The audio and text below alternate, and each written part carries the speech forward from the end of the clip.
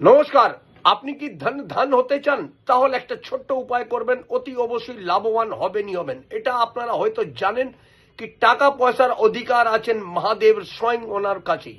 ওনার টাকা পয়সার রক্ষা করেন কুবেরজি, আর মাতা লক্ষ্মী ওনার থেকে পরামর্শ নিয়ে সকলকেই টাকা পয়সা দেন। আপনারা কি করবেন, একটা ছোট্ট উপায় করবেন। অভিজিৎ মুহূর্তে রোজ সকালবেলা অভিজিৎ মুহূর্ত হয় সকাল 11:30 থেকে নিয়ে 12:30 সময়। ওই টাইমে আপনারা যদি আপনার বাড়ির আশেপাশে যে কোনো শিব মন্দিরে গিয়ে, আপনাদের কোনো কিছু করতে হবে না, শিব মন্দির শুধু পরিষ্কার করতে হবে। শিব মন্দির পরিষ্কার করতে শুরু করুন ওই অভিজিৎ মুহূর্তে। তাহলে দেখবেন আপনাদের কাছে টাকা পয়সার আয় অভাব কোনোদিনই থাকবে না। আর আপনাদের যদি পারেন তার সাথে সাথেই আপনারা গোলাপ জল বা আতর দিয়েও শিব ঠাকুরের অভিষেক করেন, তাহলে সোনামে সুহাগা হবে। আপনার আয় ইনকাম ধন হওয়ার রাস্তা খুলে যাবে।